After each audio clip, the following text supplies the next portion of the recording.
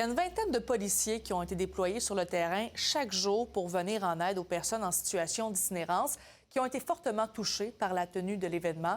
Marie-Michelle Lauzon a accompagné sur le terrain l'une de ses équipes.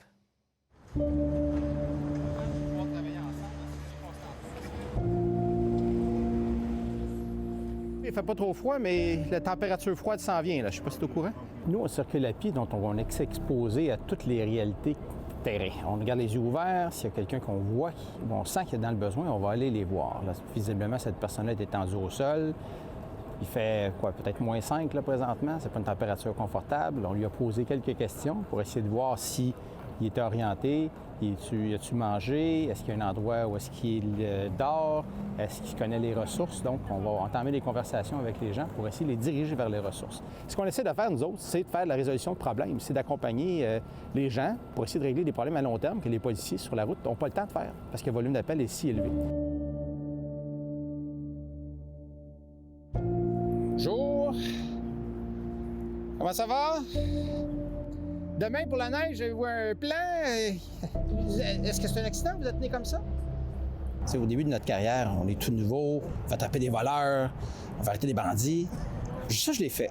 J'ai été très heureux, puis j'avais la chance de le faire encore, je le fais encore. Mais, à quelque part, je viens aider maintenant. Je suis aussi capable de pouvoir établir une relation d'aide. Puis la police, c'est aussi ça.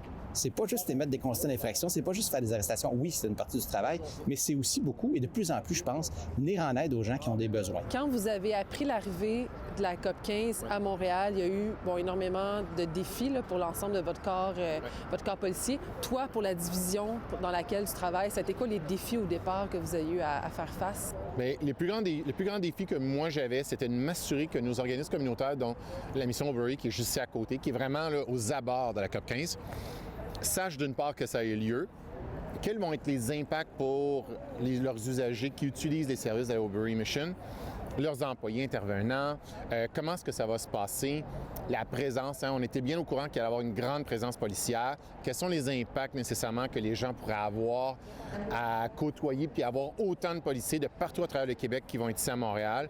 Ça, c'était un des enjeux qu'on avait. Il y a une population itinérante qui, malheureusement, n'a pas accès autant qu'on aurait peut-être souhaité à différents endroits, mais on le savait, tout le monde était mis au courant. Le métro, par exemple? Le métro, évidemment, le métro. Il y a certains endroits qui étaient habitués. Il y a une routine de vie. C'est sûr qu'on a bloqué les accès à cette routine de vie-là. Ça a changé un peu leur quotidien. Mais on a vraiment mis en place plein de choses, puis on est là pour les écouter puis trouver des solutions avec eux, là.